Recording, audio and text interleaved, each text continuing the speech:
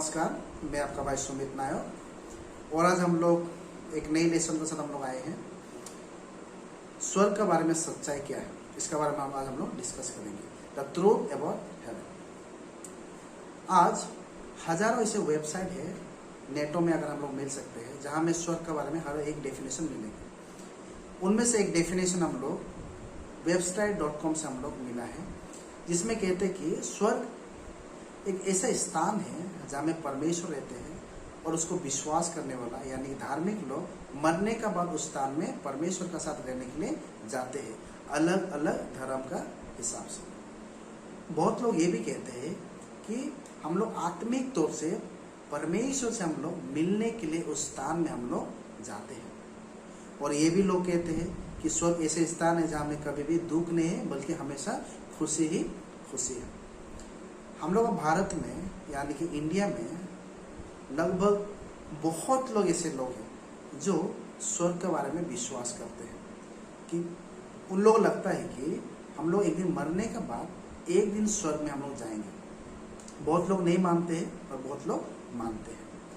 और हम लोग का जो मसीही भाई या बहन लोग जो भी है, वो सभी लोग स्वर्ग के बारे में बातें करने के लिए, सोचने के लिए, सपना देखने के लिए उन लोगों को अच्छा लगता है। स्वर्ग के बारे में डिस्कस करने के लिए अच्छा लगता है, स्वर्ग के बारे में आलोचना करने के लिए अच्छा लगता है, क्योंकि उनको इन वचन से या इन विषय से उनको प्रेरणा मिलते हैं कि एक दिन वो लोग मरने से स्वर्ग में जाएंगे बोल के उनको एक प्रेरणा मिलते हैं। ओके, आइए आज हम लोग का लेसन स्टार्ट करने से पहले हम लोग एक सवाल से हम लोग शुरू करते हैं। पहले सवाल ये है कि क्या स्वर्ग वास्तविक में है? क्या स्वर्ग असल में है, या ये हम लोग का एक सोच है या एक कल्पना है? अगर हम लोग इसका आंसर देखेंगे, स्वर्ग सचमुच का है।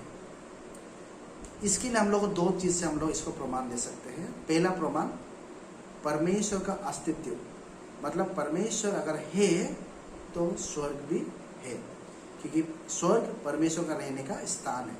सेकंड चीज, जो हम लोग बाइबल के आधार से हम लोग विश्वास कर सकते हैं कि स्वर्ग है, क्योंकि बाइबल एक ऐसा वचन है जिसमें कोई भी चीज झूठ नहीं, बल्कि हर एक प्रकार के सच, हर सच वहां में लिखा गया है। और बाइबल हम लोग को सिखाते हैं कि स्वर्ग के बारे में। तो इन दो चीज से हम लोग प्रमाण ले सकते हैं कि स्वर्ग है। हम लोग ये दो चीज को हम लोग प्रमाण देने के लिए हम लोग का लेसन नहीं है, बल्कि हम लोग का लेसन स्वर्ग के बारे में। तो आज हम लोग स्वर्ग के बारे में हम लोग स्टार्ट करेंगे। ओके, सेकंड क्वेश्चन हम लोग जाएंगे, व्हाट इज हेवन? स्वर्ग क्या है? बिलाप का अगर हम लोग पढ़ेंगे 3 का, अगर हम लोग 1:40 में पढ़ेंगे, इसमें हम लोग को बताता है स्वर्ग क्या है। इसमें कहते हैं कि हम स्वर्ग में बस करने वाले परमेश्वर की ओर मन लगाए।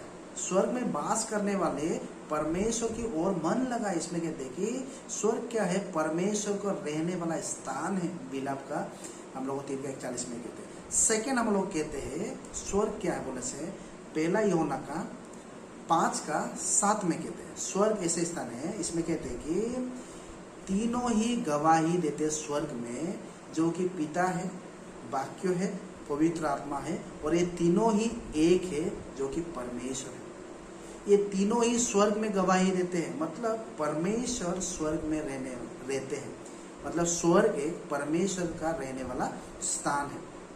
सेकंड चीज, स्वर्ग क्या है बोले से, स्वर्ग उन विश्वासी या उन धार्मिक लोगों का रहने का स्थान है, जो परमेश्वर को विश्वास करके जो मर गया है, उनका रहने का स्थान स्वर्ग है। मत्ती का 25 का 34 में कहते हैं, पढ़ेंगे मत्ती 25 का 34 में, यहाँ में कहते हैं, तब राजा अपने दाहिने ओर वाले से कहेंगे, हे मेरे पिता के धन्य लोग, आओ उस राज्य का अधिकारी हो जाओ, जगत के आदि से तुम्हारे लिए तैयार किया हुआ है। मतलब जगत के आदि से तुम्हारे लिए तैयार किया गया हुआ, मतलब वो विश्वासी के लिए परमेश्वर ने पहले से ही तैयार करके रखा है। धार्मिक लोग के लिए जो परमेश्वर को विश्वास करते हैं, परमेश्वर का इच्छा में चलते हैं। ओके, थर्ड पॉइंट में हम लोग देखेंगे स्वर्ग क्या है बोलने से, स्वर्ग दूतों का, परमेश्वर का दूतों का रहने का स्थान है। मत्ती 22 का 30 में हम लोग पढ़ते हैं, कि स्वर्ग दूत दूत जो है वो स्वर्ग में रहते हैं। ओके, आज बहुत ऐसे हम लोग मसीह भाई बहन लोग स्वर्ग के बारे में बातें करने के लिए पसंद करते हैं, क्योंकि स्वर्ग ऐसे एक जगह है जिसका बारे में बहुत सारा सवाल उठते हैं, बहुत सारा सवाल उठते हैं कि स्वर्ग के बारे में क्या है, या स्वर्ग के बारे में जानने के लिए बहुत सारा सवाल आते हैं मन में। ओके, यूहन्ना का 12 में यहाँ हम लोग देखते हैं यीशु मसीह बेथनी में मार्था, मरियम और लाजरस के घर में गए हैं। और उस समय में हम लोग पढ़ेंगे थोड़ा, यूहन्ना 12:1 में हम लोग पढ़ेंगे। यहाँ में क्या कहते हैं, यूहन्ना 12:1 में कहते हैं कि फिर यीशु फसह से 6 दिन पहले बेथनी में आया, जहाँ लाजर था जिसे यीशु ने मरे हुए में से जिलाया था। मतलब लाजर पहले मर चुका था, उसको परमेश्वर ने जिलाया था, उसके घर में यीशु मसीह गया है। 9 में थोड़ा पढ़ेंगे। 9 में क्या कहते हैं, यहूदियों में से साधारण लोग जान गए कि वो वहाँ है, और वो ने केवल यीशु के कारण आया, परंतु इसलिए भी कि लाजर को देखे जिससे उसने मरे हुए में से जिलाया था। तो यहाँ में हम लोग देखते हैं यीशु मसीह बेथनी में गया है और लाजरस के घर में, और वहाँ में कुछ यहूदियों लोग वहाँ में पहुँचा है देखने के लिए। केवल यीशु मसीह के लिए ही वो लोग नहीं आए थे, बल्कि वो लोग लाजरस से भी मिलने के लिए आए थे, क्योंकि उनका मन में बहुत सारा सवाल था। कि ये सवाल था कि लाजरस, तुम अंतिम सांस लेने का बाद में क्या हुआ? आप मरने के बाद क्या हुआ? क्या आप डायरेक्ट स्वर्ग में गए या पारादेश में गया? जब आप स्वर्ग में गया तो स्वर्ग में कैसे था, देखने में कैसे था स्वर्ग? क्या आपने अपने पुराना दोस्तों से मिला? क्या वो लोग ने आपको पहचान पाया? देखने में लोग कैसे? तो ये बहुत सारा सवाल लेके वो लोग लाजरस से मिलने के लिए गया था, देखने के लिए गया था, उनको पूछने के लिए। कोरिन्थिया में कहते हैं, दूसरा कोरिन्थिया का 12:2 में हम लोग कहते हैं, पाउल हम क्या कहते हैं, हम लोग पढ़ेंगे थोड़ा। मैं मसीह में एक मनुष्य को जानता हूँ, 14 वर्ष हुए कि ना जाने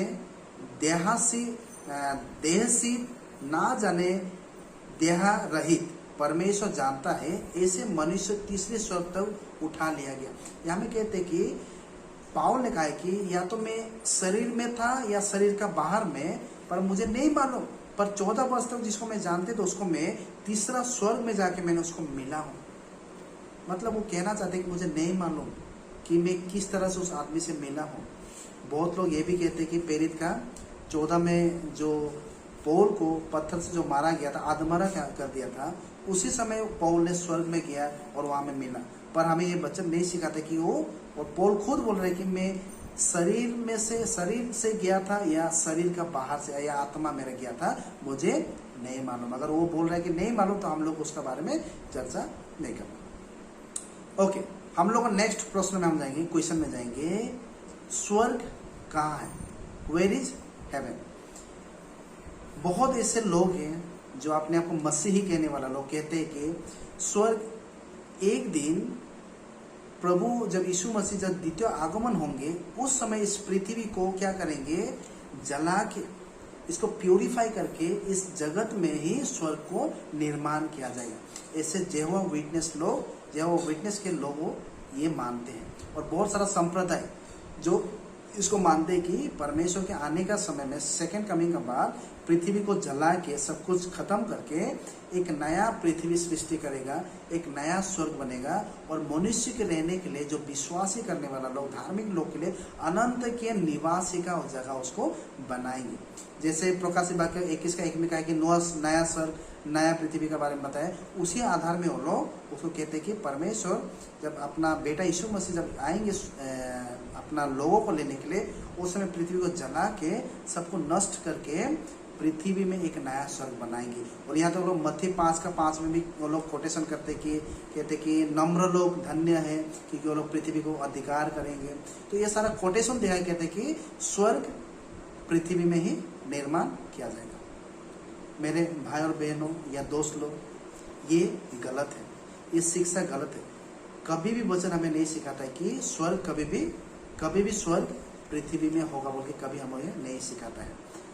तो हमें वचन ये सिखाता है कि स्वर्ग कभी पृथ्वी में नहीं होते, पर हमें ये सिखाता है, ऐसा बहुत सारा वचन है जो हमें सिखाता है, पर हम लोग समय की कमी की वजह से कुछ वचन को हम लोग पॉइंट आउट करेंगे। यूहन्ना का हम लोग देखेंगे 14 का 2 और 3 में हम लोग देखेंगे, 2 और 3 में देखेंगे। इसमें क्या कहते हैं, मेरे पिता के घर में बहुत से रहने का स्थान है, यदि ना होते तो मैं तुमसे कह देता, क्योंकि मैं तुम्हारे लिए जगह तैयार करने जाता हूँ, और यदि मैं जाकर तुम्हारे लिए जगह तैयारी करूँ तो फिर आकर तुम्हें अपने यहाँ से यहाँ ले जाऊंगा, कि जहाँ मैं रहूँ वही तुम भी रहोगे। यानी यीशु मसीह बता रहे कि मैं जाऊंगा और मैं आऊंगा आपको लेने के लिए। मतलब ये 2 जगह है, पृथ्वी अलग है, स्वर्ग अलग है, मतलब दोनों स्थान अलग है। मत्ती का 6 का 10 में भी कहते हैं, मत्ती तेरे राज्य आए, तेरी इच्छा जैसे स्वर्ग में पूरी होती है वैसे पृथ्वी पर भी हो। मतलब जैसे तुम्हारा इच्छा स्वर्ग में पूरा होता है वैसे पृथ्वी में पूरा, मतलब ये दोनों जगह अलग है, स्वर्ग पृथ्वी ये दोनों ही अलग है। दूसरा पत्रस का 3 का 10 में कहते हैं कि जब यीशु मसीह जब आएंगे उस समय सारा जगत सब कुछ जल के सब कुछ खत्म हो जाएगा, सब कुछ खत्म हो जाएगा। अगर सब कुछ खत्म हो जाएगा, या में ऐसे कोई भी वचन हमें नहीं सिखाता है कि परमेश्वर उस जगत को फिर से ठीक करेंगे और एक नया स्वर्ग बनाएंगे बोल के, ऐसे कोई भी वचन में हमें नहीं सिखाता है। जो जेहोवा विटनेस के जो लोगों ये सिखाते हैं वो सरासर गलत है, ऐसे हमें वचन नहीं सिखाते। तो हम लोग सवाल ये है, अगर ये नहीं है तो स्वर्ग कहाँ में? हम लोग यूहन्ना का 14 का 2 में देखते हैं कि स्वर्ग एक जगह है जो पृथ्वी से दूर है। फिर हम लोग देखते हैं प्रेरित का 17 का 24 में हम लोग देखते हैं, यहाँ में कहते हैं कि परमेश्वर का मनुष्य का बनाया हुआ हाथों का मंदिर में निवास नहीं करते। मतलब परमेश्वर शारीरिक जगह में निवास नहीं करते हैं। यूहन्ना 4 का 24 में कहते हैं कि परमेश्वर आत्मा है और आत्मा कभी भी शारीरिक स्थान में निवास नहीं करते हैं। पहला कोरिन्थियों 15 का 50 में कहते हैं कि मांस और लोहो कभी भी परमेश्वर का राज्य में उत्तराधिकारी नहीं कर सकता है। अगर परमेश्वर अगर शारीरिक चीजों में, शारीरिक स्थान में अगर नहीं रहते हैं तो स्वर्ग कहाँ है? स्वर्ग कहाँ है? स्वर्ग शारीरिक स्थान नहीं है, स्वर्ग बल्कि एक आत्मिक स्थान है। और अगर हम लोग ढूंढेंगे शारीरिक स्थान, अगर हम लोग ढूंढेंगे स्वर्ग को अगर हम लोग शारीरिक जगत में अगर हम लोग ढूंढेंगे तो हम लोग का इसका उत्तर कुछ नहीं मिलेगा, हम लोग को एम्प्टी मिलेगा। स्वर्ग शारीरिक स्थान में नहीं रहते हैं। ओके, नेक्स्ट प्रश्न में हम जाएंगे। हम लोग इसमें प्रश्न है कि who will be in heaven? स्वर्ग में कौन लोग रहेगा? दूसरा थिस्सलुनीय 1 का 7 से 9 तक हम लोग पढ़ेंगे, इसका उत्तर हम लोग मालूम होगा, पढ़ेंगे। और तुम जो क्लेश पाते हो हमारे साथ चैन दे उस समय जब कि प्रभु यीशु अपने समर्थ स्वर्गदूत के साथ धधकते हुए आग में स्वर्ग से प्रकट होंगे, और जो परमेश्वर को नहीं पहचानते और प्रभु यीशु मसीह का सुसमाचार को नहीं मानते उनसे पलटा लेगा। यहाँ में कहते हैं कि जो लोग यीशु मसीह को सुसमाचार को नहीं मानते उसको पलटा लिया जाएगा, उस धधकती हुए आग में फेंका जाएगा। मतलब स्वर्ग में कौन लोग रहेंगे? जो लोग यीशु मसीह का सुसमाचार को ग्रहण करेंगे, यीशु मसीह का गॉस्पेल को जो लोग मानेंगे। गॉस्पेल हम लोग कैसे अपनाएंगे? सुसमाचार को कैसे अपनाएंगे?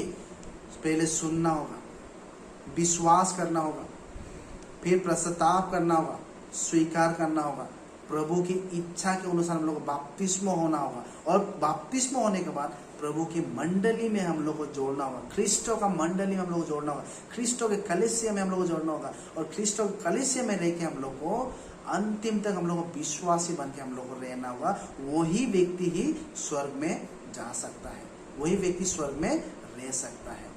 ओके, नेक्स्ट हम लोग देखेंगे, क्या हम लोग स्वर्ग में एक दूसरे को पहचान सकेंगे? ये प्रश्न बहुत सारा आदमी लोग पूछते हैं कि क्या हम लोग मरने के बाद स्वर्ग में जाएंगे, क्या हम लोग स्वर्ग में एक दूसरे को पहचान सकते हैं? इसका आंसर है यस, एब्सोल्युटली यस। पर बहुत लोग इस प्रश्न में बहुत लोग परेशान होते हैं इस प्रश्न को लेके, क्यों कहते हैं कि मरने के बाद हम लोग एक अलग सा शरीर मिलेंगे, एक पुनरुत्थित एक शरीर मिलेंगे, मांस और लहू स्वर्ग में नहीं जाएंगे, विनाशशील होने वाला शरीर नहीं मिलेंगे। तो हम लोग एक दूसरे को हम लोग कैसे पहचानेंगे, कैसे हम लोग एक दूसरे को जानेंगे? वो लोग कहते हैं कि हम लोग एक दूसरे को नहीं पहचान पाएंगे। ओके, मानो अगर हम लोग एक दूसरे को अगर नहीं पहचान सकेंगे तो कुछ पॉइंट हम लोग रखेंगे। मानो अगर हम लोग एक दूसरे को नहीं पहचानेंगे तो मृत्यु ही हम लोग को अपना परिवार से वो अंतिम दूरी होगा, मतलब हम लोग वही हम लोग का लास्ट एंडिंग होगा, हम लोग का रिश्ता फैमिली, परिवार या दोस्त के साथ। अगर ऐसा अगर होगा तो बहुत दुख का बात है, जो हम लोग का परिवार मरने का समय में हम लोग उससे अंतिम बार मिल सकते हैं, अंतिम समय मिलते हैं। और एक दिन जब हम लोग फिर से स्वर्ग में जाएंगे या हम लोग उस स्थान में जाएंगे तो हम लोग उसको पहचान नहीं पाएंगे, एक अनजान व्यक्ति जैसे हम लोग बन के वहां में खड़ा रहेंगे। तो ये बहुत दुख का बात है। सेकेंड चीज, अगर हम लोग एक दूसरे को नहीं पहचानते तो विचार का दिन में जब हम लोग खड़ा होंगे उस समय में एक अनजान लोगों के साथ हम लोग खड़ा होना पड़ेंगे, उसको हम लोग कोई पहचान नहीं, कोई किसी के साथ कोई रिश्ता नहीं, कोई हम लोग बात नहीं कर पाएंगे। और अगर ये सच है तो हम लोग एक गाना हम लोग गाने के लिए छोड़ना होगा। एक गाना हम लोग गाते हैं कि अगर हम लोग यहाँ पे नहीं मिलेंगे तो हम लोग उस सुंदर किनारा में हम लोग जाके मिलेंगे।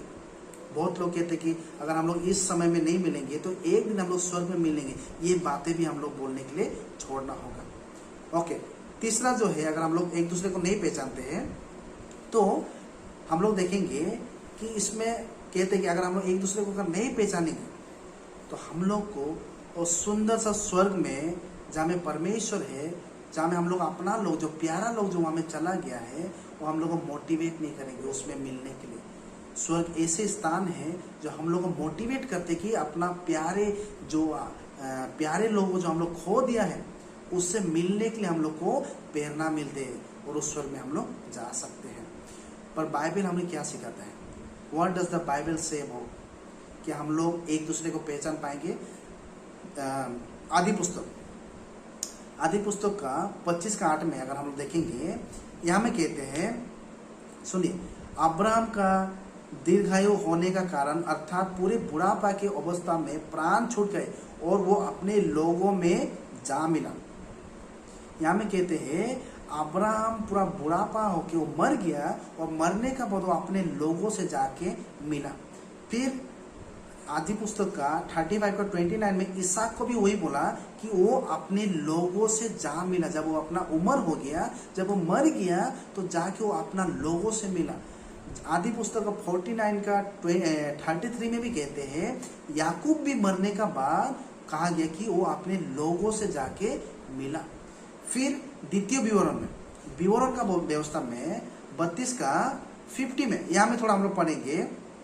ओके, विवरण व्यवस्था 32 का 50 में पढ़ेंगे। ओके, इसमें कहते हैं तब जैसे तेरे भाई हारून होर पहाड़ पर मरकर अपने लोगों में मिल गए वैसे ही तू इस पहाड़ पर चढ़कर मर जाएंगे और अपने लोगों में मिल जाएंगे। इसमें कहा है कि जैसे मूसा से कह रहे परमेश्वर, जैसे तुम्हारा भाई हारून होर पहाड़ में मर के वो अपने लोगों से मिल गया वैसे ही तुम भी इस पहाड़ पे मर के अपने लोगों से मिल जाओगे।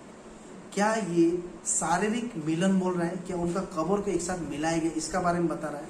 नहीं, उसका बारे में नहीं बता रहे। ये बता रहे कि उनका आत्मा एक साथ मिलेंगे, क्योंकि मूसा का मृत्यु होने के बाद परमेश्वर उसको कहाँ पे समाधि दिया किसी को मालूम नहीं है।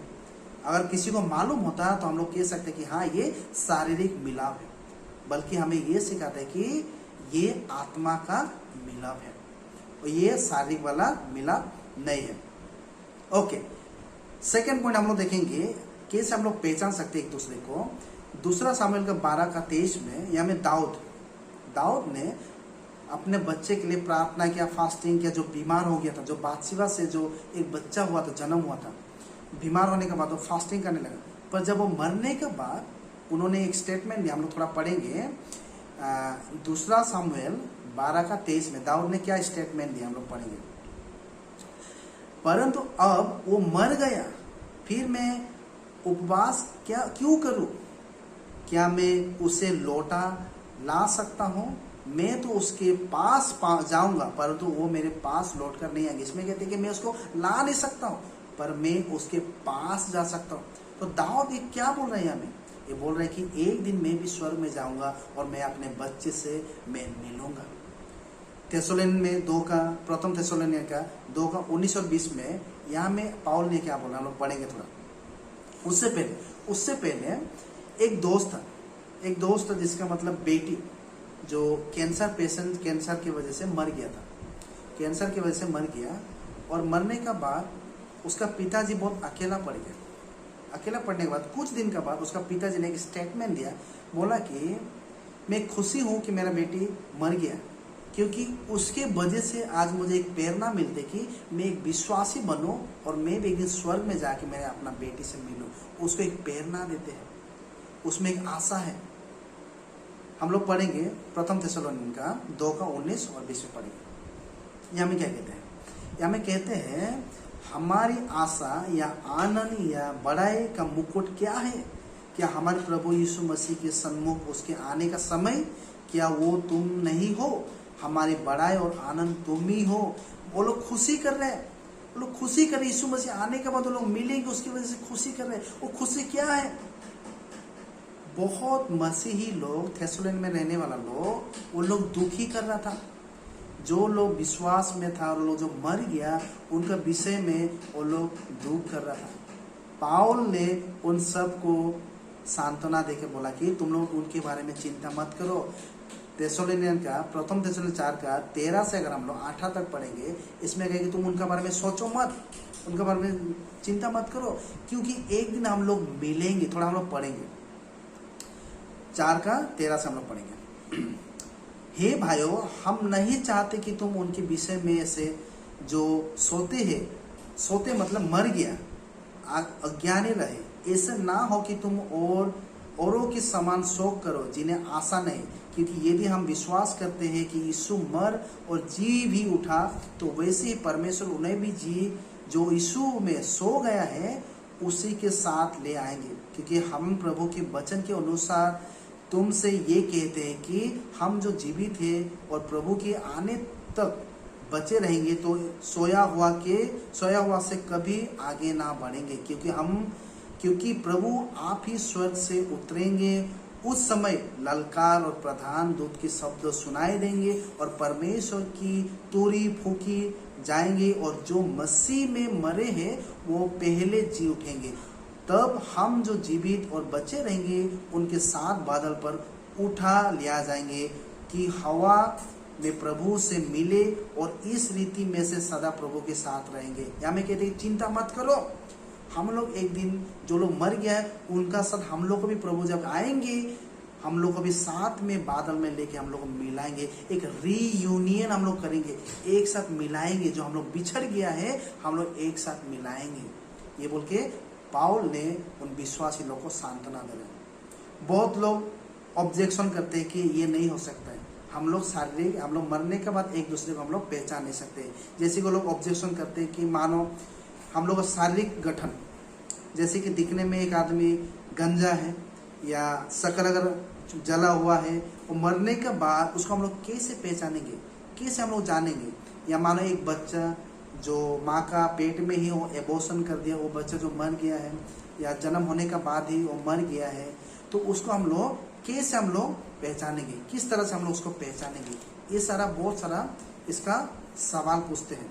तो इसका उत्तर ये है कि हमें नहीं मालूम कैसे हम लोग पहचानेंगे, इसके बारे में हम लोग को नहीं मालूम। पर मुझे इतना मालूम है कि दाऊद ने बताया कि मैं एक दिन अपना बच्चा को जरूर मिलूंगा, जो जन्म की कुछ ही समय के बाद वो मृत्यु हो गया। दाऊद ने जो स्टेटमेंट दिया मैं उसको विश्वास करता हूँ, वो वचन को मैं विश्वास करता हूँ।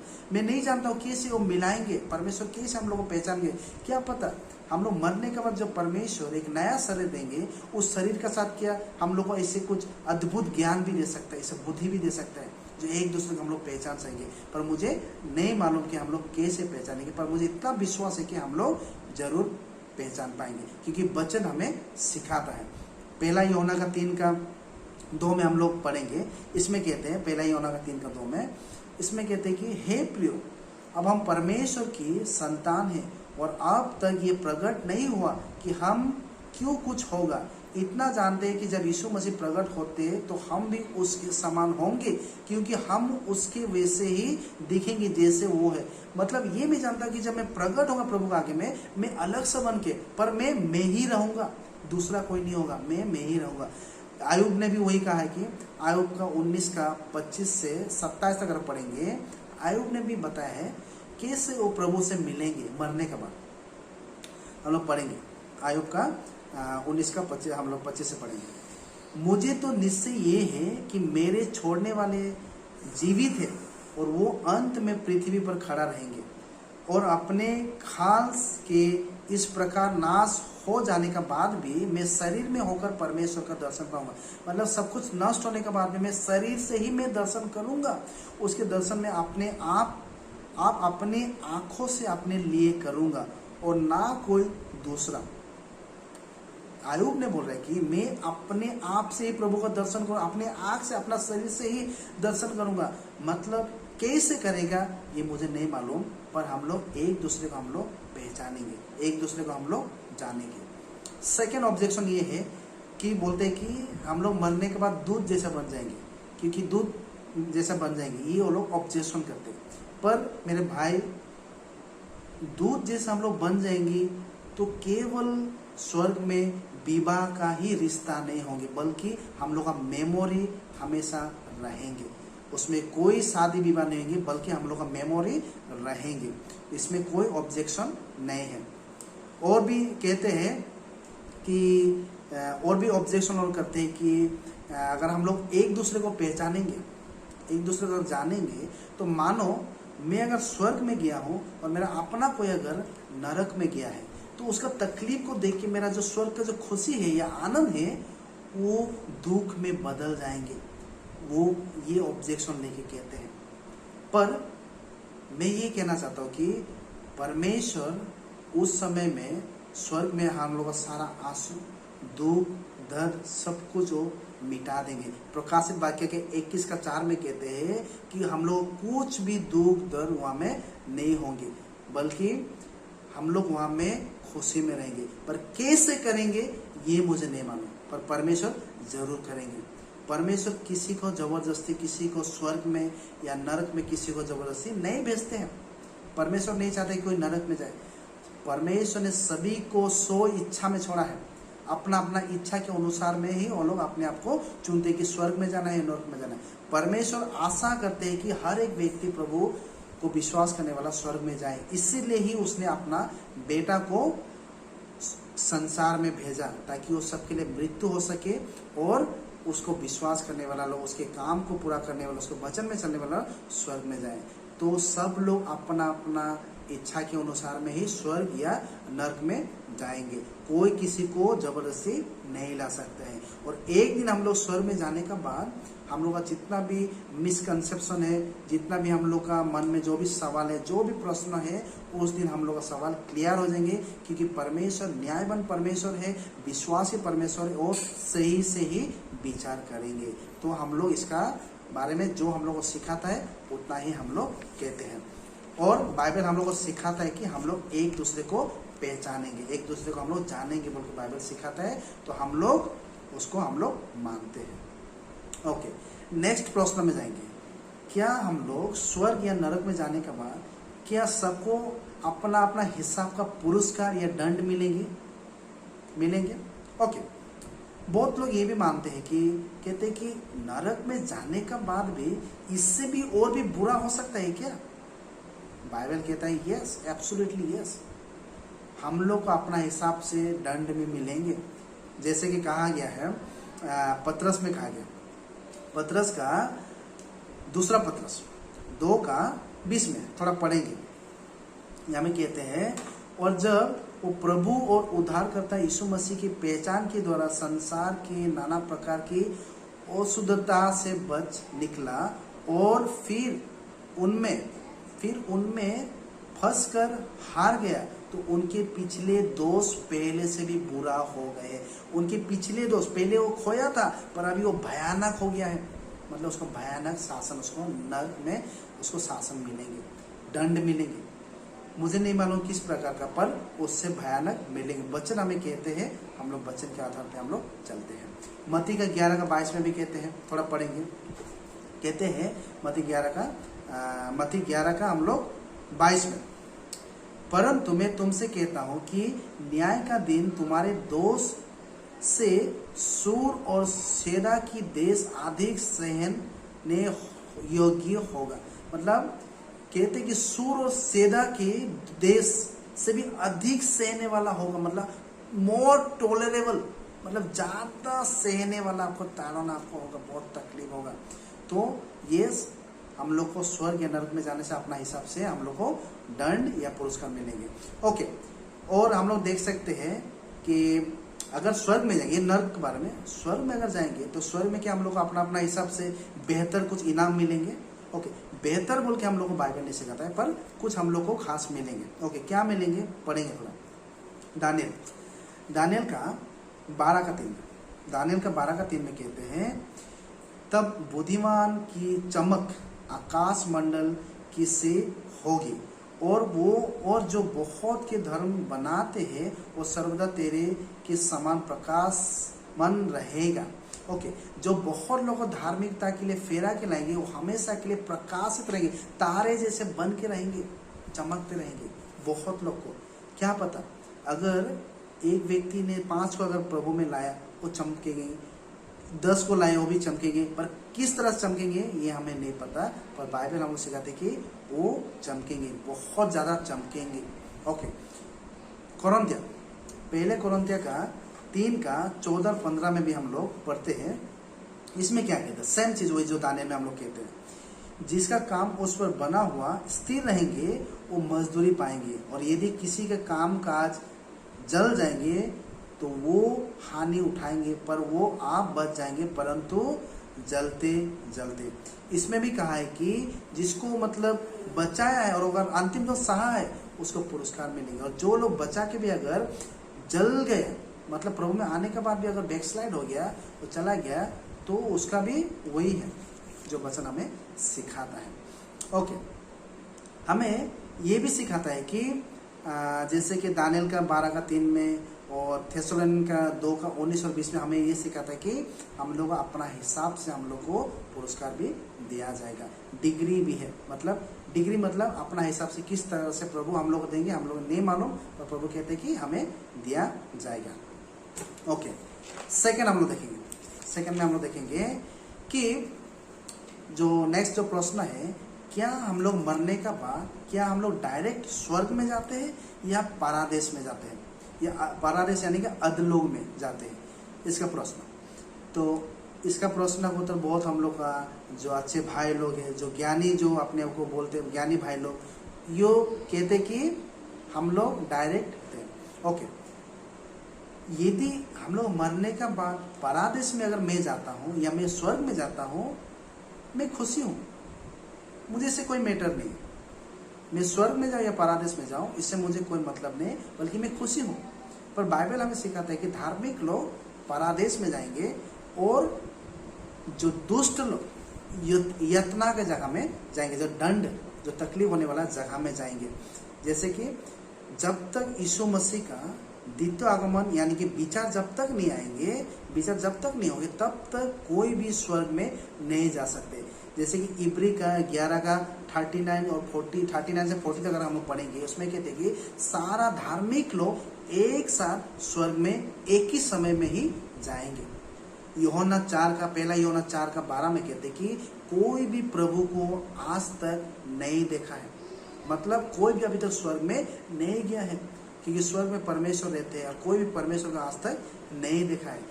यूहन्ना का 3 का 13 में कहते हैं कि यीशु मसीह को छोड़ के कोई भी आज तक स्वर्ग में नहीं गया है। मानो अगर कोई अगर मरने से अगर डायरेक्ट स्वर्ग में अगर जाएंगे, स्वर्ग में अगर गया है, तो इसको हम लोग किस तरह से हम लोग बताएंगे। मानो जब विचार का दिन होंगे तो क्या करेंगे, स्वर्ग से वो फिर से आएंगे, स्वर्ग से फिर से आने के बाद वो क्या करेंगे, विचार में खड़ा होंगे। विचार में खड़ा होने के बाद यीशु मसीह कहेंगे, जैसे मत्ती में लिखा है 25 में पढ़ेंगे थोड़ा, मत्ती 25 का 34 में हम लोग पढ़ेंगे। ओके, 25 का 34 में। ओके, यहाँ में कहते हैं तब राजा अपने दाहिने ओर वाले से कहेंगे, हे मेरे पिता का धन्य लोग, आओ उस राज्य का अधिकारी हो जाओ जो जगत की आदि से तुम्हारे लिए तैयार किया हुआ है। ओके, अगर ऐसा अगर होगा, अगर हम लोग डायरेक्ट स्वर्ग में जाएंगे तो क्या करेंगे, वो लोग स्वर्ग से उतरेंगे, आएंगे, विचार में खड़ा होंगे। विचार में खड़ा होने के बाद वो लोग कहेंगे कि प्रभु कहेंगे, आओ मेरे मतलब धन्य लोग, जो प्रभु ने आप लोगों के लिए जो जगह तैयार किया है उसमें प्रवेश करो, मतलब फिर से लोग वहां में प्रवेश करवाएंगे। तो ये सच नहीं है। हम लोग मरने का बाद जब तक प्रभु मतलब विचार नहीं होते तब तक हम लोग स्वर्ग में हम लोग नहीं जा पाएंगे। ओके, यीशु मसीह ने बहुत सारे ऐसे पैराबल्स भी दिए, दृष्टांत भी देखे, हम लोग को सिखाया कि हर एक व्यक्ति विचार का दिन में अपना पुरस्कार पाएंगे। मत्ती 25 का 23 में कहते हैं कि हम लोग खुशी से हम लोग प्रवेश करेंगे, मत्ती 25 का 23 में। और ये भी कहते हैं प्रभु अपना दृष्टांत में कि जो 10 कन्या का बारे में, 5 अज्ञानी और 5 ज्ञानी, जब दुल्हा आते हैं तभी जाके वो लोग प्रवेश कर पाते हैं। जब तक यीशु मसीह नहीं आएंगे, दूसरा आगमन नहीं होंगे, तब तक कोई भी स्वर्ग में प्रवेश नहीं कर पाएंगे, कोई भी पुरस्कार नहीं पाएंगे।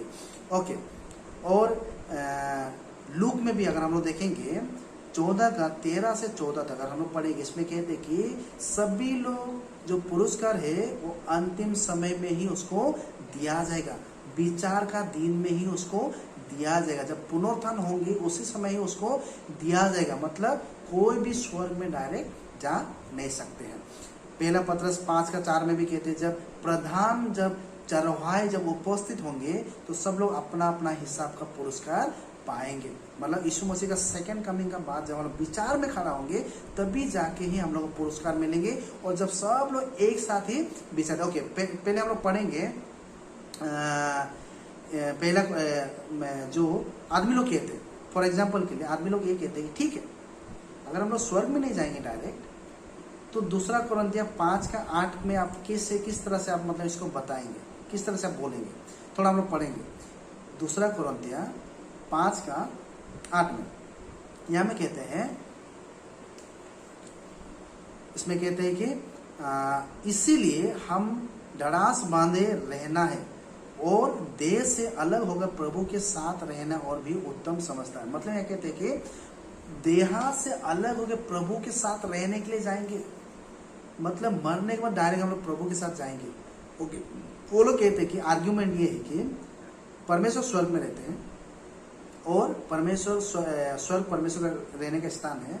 जब हम लोग मर जाएंगे तो हम लोग डायरेक्ट प्रभु से जाके मिलेंगे, और इसका मतलब है हम लोग डायरेक्ट स्वर्ग में जाएंगे जब हम लोग मर जाएंगे, बोल को वो लोग कहते हैं। और यहाँ तक फिलिपिया 1 का 23 में भी वो लोग कोटेशन करते हैं। फिलिपिया 1 का 23 में भी वो लोग पढ़ के ये बोलते हैं कि, पढ़ेंगे थोड़ा क्या बोल के बोलते हैं, कहते हैं क्योंकि मैं दोनों का बीच असमंजस में हूँ, जो तो चाहता हूँ कि देह त्याग के मसीह के पास जा रहा हूँ, क्योंकि ये बहुत ही अच्छा है। इसमें भी पौल बोल रहा है कि मैं देह को त्याग करके मसीह के पास जाऊंगा। ओके, तो इसमें वो लोग कहते हैं कि इसको किस तरह से आप इसको बताओगे, किस प्रकार से इसको आप बोलोगे। तो ये जो है देह त्याग करके, इसका हम लोग आंसर यही दे सकते हैं कि सबसे पहले हम लोग तीमोथी में पढ़ेंगे। इसका उत्तर देने के लिए हम लोग को दूसरा तीमोथी 4 का 8 में हम लोग पढ़ेंगे। इसमें क्या कहते हैं, इसमें कहते हैं कि पौल ने बोला कि मुझे जल्दी नहीं है वो पुरस्कार पाने के लिए। ओके, पढ़ेंगे हम लोग 8 में पढ़ेंगे। ओके, भविष्य में मेरे लिए धार्मिकता का वो मुकुट रखा हुआ है जिसे प्रभु जो धार्मिक और न्यायी है मुझे उस दिन देंगे, और मुझे ही नहीं वरन उन सभी को भी जो उसके प्रकट होने को प्रिय जानते हैं। पौल बोला कि मुझे मुकुट मिलेंगे, केवल मुझे ही नहीं बल्कि सभी को मिलेंगे जब उस दिन प्रकट हम लोग होंगे। तो पौल यहाँ बोल रहे कि जो मुकुट है मुझे उस दिन में मिलेंगे, जब सबको मिलेंगे उस दिन वो मिलेंगे। पौल यहाँ में जल्दी में नहीं कि मुझे मुकुट मिलेंगे। ओके, तो अगर शरीर से अगर हम लोग अलग होंगे, परमेश्वर का रहेंगे, इसका आंसर हम लोग क्या दे सकते हैं कि जब हम लोग मर जाएंगे तो जब हम लोग पारादेश में जाएंगे यानी कि अधलोक में जाएंगे तो परमेश्वर का सांत्वना हम लोग का साथ रहेंगे।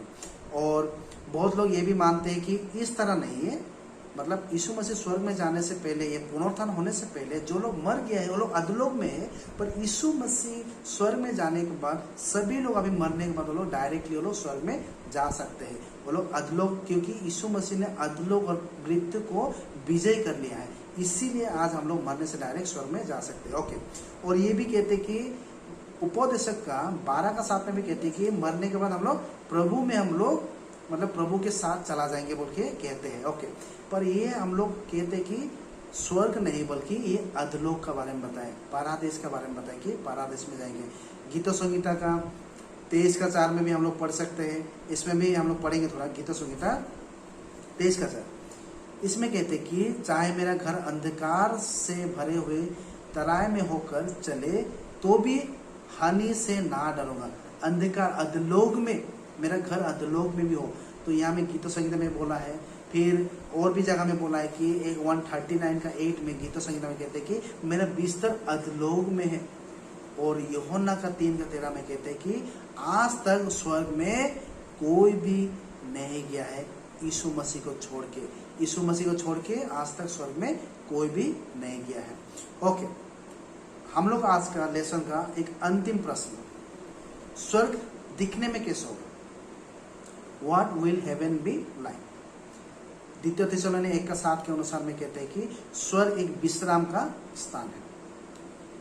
रेवलेशन का 21:4 में यानी कि प्रकाशित वाक्य 21:4 में कहते हैं कि वहां में कोई दुख नहीं होगा, कोई आंसू नहीं होगा, कोई तकलीफ नहीं होगा, कोई मृत्यु नहीं होगा, और वहां में हमेशा सुख और आनंद ही आनंद होगा। प्रथम थिस्सलुनी 4:17 में कहते हैं कि स्वर्ग कैसा होगा? स्वर्ग एक जितने भी मरे हुए लोग हैं, सभी हम लोग अपना भाई बहन लोग जो विश्वासी लोग मरे हुए हैं, उन सभी का साथ हम लोग को रीयूनियन होने वाले एक स्थान होगा, उनसे हम लोग मिल पाएंगे। द्वितीय सामुएल 12:23 में भी कहा है कि स्वर्ग कैसा स्थान होगा? जो अपने लोग से मिल पाएंगे। दाऊद ने कहा कि मैं अपना बच्चा से मिल पाऊंगा जो जन्म होने से पहले ही और मृत्यु होंगे। इब्री का 11 में अगर हम देखेंगे, उसमें जितने भी जो महान विश्वासी लोग हैं, जो बाइबल का हीरो लोग हैं, वो सभी लोग वहां में होंगे, उन सभी से हम लोग मिल पाएंगे। मत्ती का 25:46 में अगर देखेंगे स्वर्ग कैसा होगा बोलने से, वो एक अनंत जीवन के लिए होगा, हमेशा वहां में हम लोग का जीवन अनंत हो जाएंगे। ओके, फिर रेवलेशन 22:1 में हम लोग पढ़ेंगे थोड़ा कि स्वर्ग कैसे होगा। यहाँ में थोड़ा सा डेफिनेशन दिया। ओके, पढ़ेंगे। रेवलेशन 22:1 कहते कि फिर उसने मुझे बिलार के समान झलकती हुए जीवन की जल की एक नदी दिखाई, जो परमेश्वर और मेमने की सिंहासन से निकलकर उस नगर से सड़क के बीचों बीच बहती थी। नदी की उस पार और उस पार जीवन का पेड़ था, उसमें बाहर पाकर के फल लगाते थे और वो हर महीने फलते थे, और उस पेड़ के पत्ते से जाति जाति के लोग चंगा होते थे। ओके, स्वर्ग ऐसे एक जगह ने मतलब देखने बहुत सुंदर जगह, सुंदर सा एक स्थान है।